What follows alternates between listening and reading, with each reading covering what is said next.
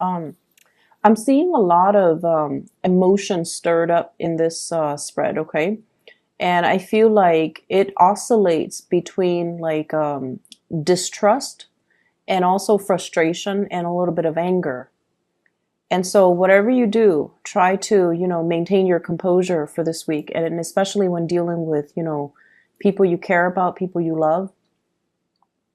Aiming to be a little bit more objective when it comes to communication. So for example, if someone is saying like, "Hey, sorry, I missed you last time. How about we catch up this week?" And you're kind of like, "Oh, when I needed you last week, you weren't there, and now you're here. When you're, like when you're free." So be a little bit careful about, not adding fuel to the fire.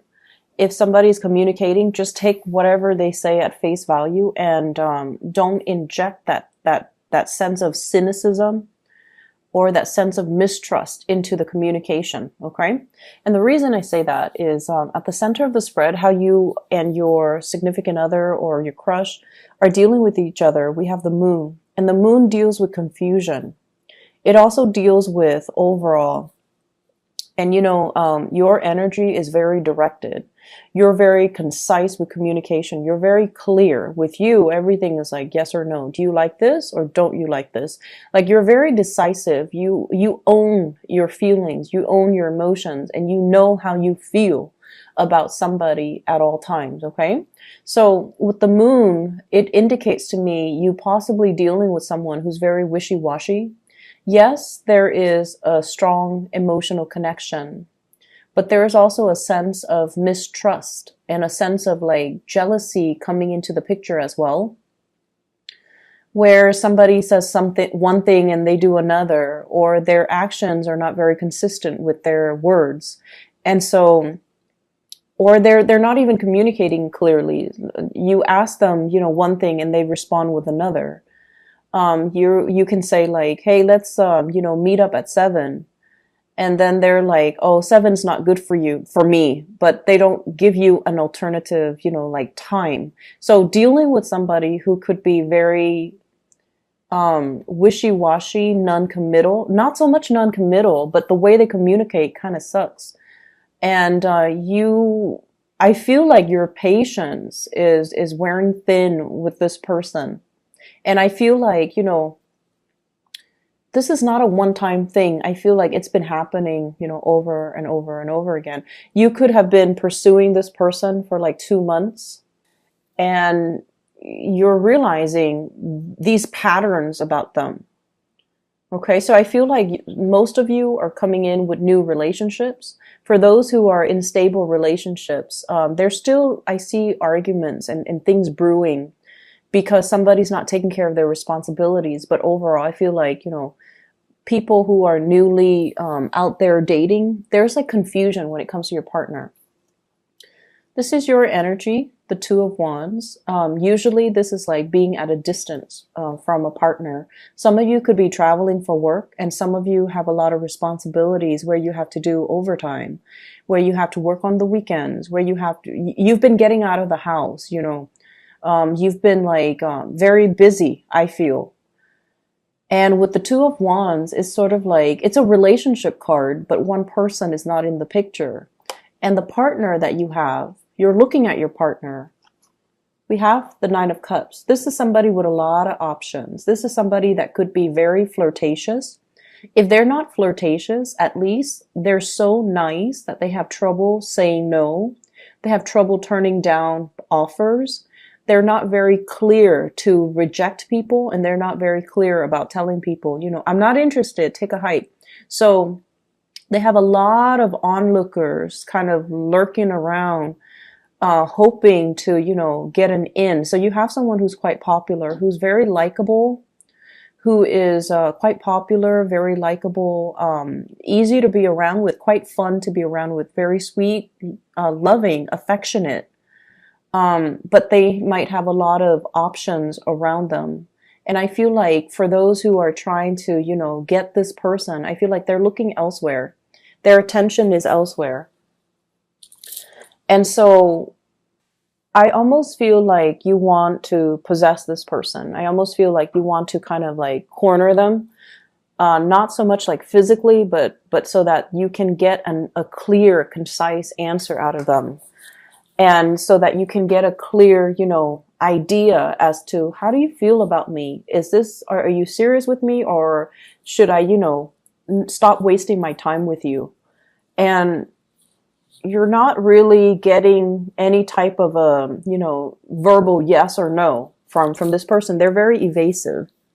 And what I have here is the Seven of Wands and the Tower. The Seven of Wands it's a relationship, I feel like, from your end, where it's very challenging, it's very hard, and I feel like it's affecting your self-esteem from one moment to the next. If you're dealing with someone who's very wishy-washy and they're not able to commit to you, or they say one thing and they do another, it's almost like it just feels to me like it's very difficult. And with the Seven of Wands here, this is almost like all the energy, all the frustration is directed at one person. So I feel like this is your energy towards them, trying to get them to be clear, trying to, and even with couple people, I feel like there might be falling outs, there might be arguments coming into the picture, okay, with the Tower. And I pulled out two cards as well to clarify the Tower, just to see what we're looking at. And we have here the Seven of Cups. This is like fantasy, not made into reality. And I have some people as well. This is internet-based types of communication where somebody's looking at other pictures, where somebody is like possibly talking to other people, texting other people. And we have here the Ace of Cups.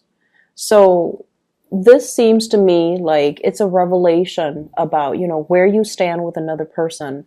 Are you like the way that you feel about them? You might really like them, but you might not be the only person that they're talking to.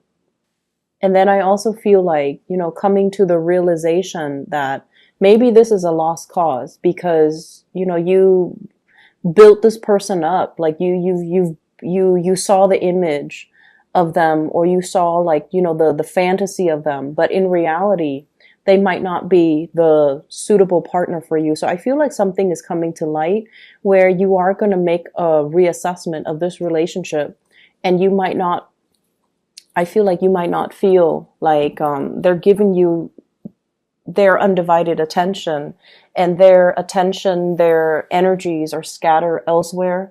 And I feel like you're dealing with a big flirt. You're dealing with someone, not so much a heartbreaker, but like they like the attention. Okay. They like the attention that's given to them. And then on the flip side of that, I also feel like you're dealing with someone who has trouble rejecting suitors. And so they kind of keep people hanging on, not because they like the attention, but because they have trouble saying no. And it can be very frustrating because with you, you're very clear about, drawing boundaries, and you're very clear about who you want to pursue. So that element, I feel like there's frustration associated with it. Okay. The second spread here, I feel like for many of you, you're planning to receive guests to come to your place, or you're planning to take a trip with friends to venture out. I feel like some of you just want to get away.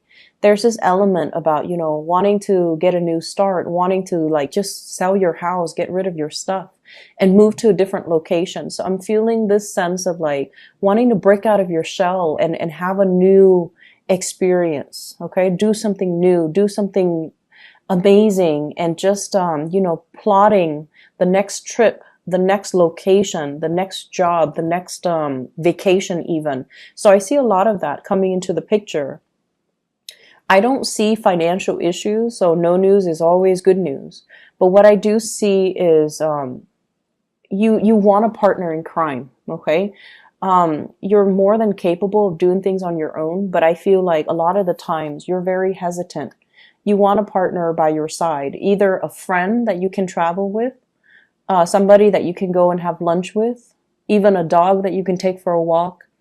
But I feel like there is a sense here of not wanting to do things on your own, and that can really hold you back in a lot of the major decisions that you're making.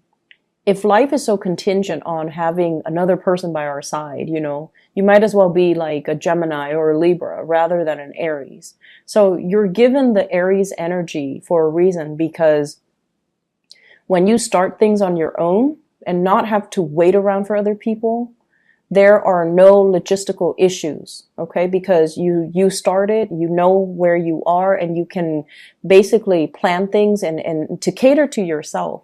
So I feel like in a way you might have come to this week, with the realization that I've really held myself back in life. I keep waiting around for people and they don't really deliver what they promise. Okay. And then I also feel for many of you as well, like waiting on guests. So that energy, it's like waiting to coordinate so that the two of you can meet up, or they're coming to visit and they're going to stay overnight, or they're going to stay, over the weekend and things like that. And I also have as well the Seven of Cups, and it's showing up, before in the love reading as well as now. And this card usually indicates, the fantasy, okay? Conjuring, dreaming, wondering what if. And I feel like for many of you, there's a warning here about, not going back to the past. And they're saying like finding a new place, finding a new location. Not getting pigeonholed into like, so for example, I see you making plans, wanting to break away and wanting to make some major changes in your life. And they're saying as well, don't go back to the past, because you're looking back at the past and there's some blockages here. And it's sort of telling you, for example, if you're thinking about, I want to quit this job, I'm bored, and I want to go back to my previous job, going back to the past is probably not a good idea. Okay. Or there's that ex that was always, interested in me, or that guy from high school that's always interested in me. I want to know if, things can play out. And they're saying like, don't go back to that past. Don't live in that time capsule and relive, the movie reels from the past, because life goes on. And once again, if you find yourself having to do a lot of things on your own, I feel like you are craving a partner, somebody that can stand by your side, or even like a friend, a partner in crime, somebody that you can do these things with. But you're more than capable. This is your energy. You need to embody your energy, and you need to, own up to the fact that I'm more than capable of doing it on my own. So I feel like a lot of plans have been delayed because you were waiting on other people, waiting for them to get their stuff together, waiting for them to, overcome their sense of like stagnation, waiting for them to finish things, waiting for their career to start. And it has been a series of setbacks because plans were made with other people. So aiming to be a lot more independent and, things like that. I feel like it's going to bode well for you with your Aries energy. It's in perfect alignment with where you're supposed to go and the person that you're supposed to become. Okay.